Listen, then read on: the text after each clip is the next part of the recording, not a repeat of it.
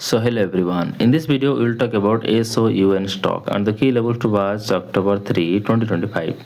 In previous trading session the stock formed a doji candle, so the first key support level is $15.27. If the price goes below $15.27 it could test $13.75. Now the stock trading above its resistance level, so the key resistance level is $19.33. If the price breaks above $19.33 it could test $25.02. That's my view on SOUN stock today.